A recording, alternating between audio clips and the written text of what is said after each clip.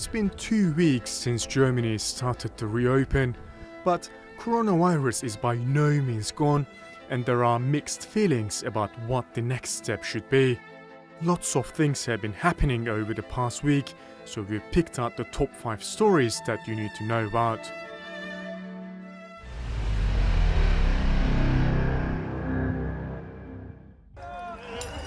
The streets of Berlin have been plagued with scenes of unrest in the last few days. Protesters demanding an end to lockdown restrictions have seen a harsh response from the police, and things have turned violent. But it's journalists who have been caught in the middle.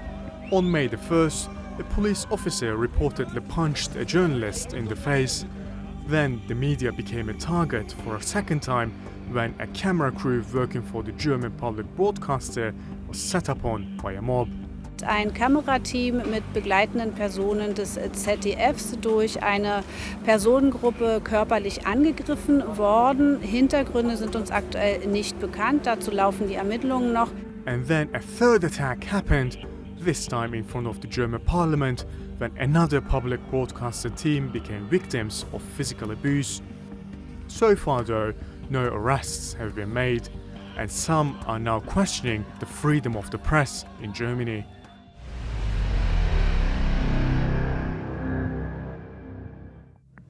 Since restrictions were eased, some aspects of German life seem to be returning to normal.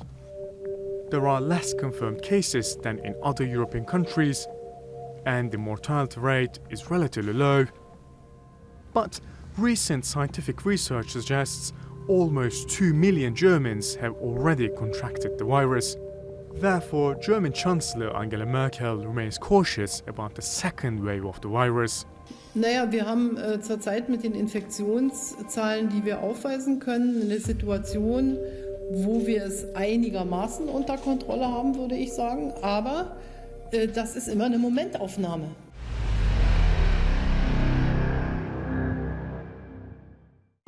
After several weeks, Germany is still struggling to provide enough personal protective equipment. Some people are reduced to making their own, and healthcare workers are frustrated. So when Turkey offered to donate face masks, you'd think Germany would jump at the offer. But the German foreign minister rejected the help, citing Turkey's human rights record as a concern. The same minister didn't mind accepting 10 million masks from China though, despite the country's poor human rights record. It seems even a pandemic isn't enough for some politicians to overcome personal distaste. There are reports that the German state of North Rhine-Westphalia subsequently did accept some donated masks from Ankara in secret.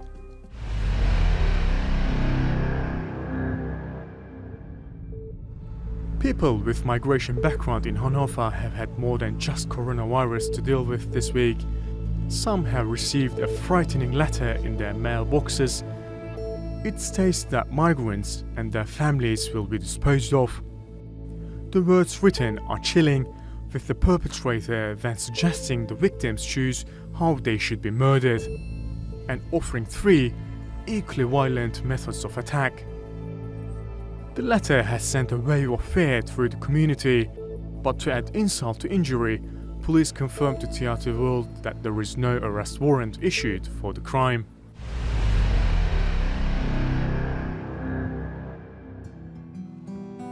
Let's end on a happier note. Our number 5 this week is about a couple in Düsseldorf who hasn't let the coronavirus stop them having a wedding to remember. Mr. and Mrs. Scholz tied a knot at a drive-in cinema. Guests were able to park up and watch the newlyweds from a safe distance, and the couple delivered their vows to the noise of honks of sport. Sehr schön, eine coole Aktion und hat richtig Spaß gemacht.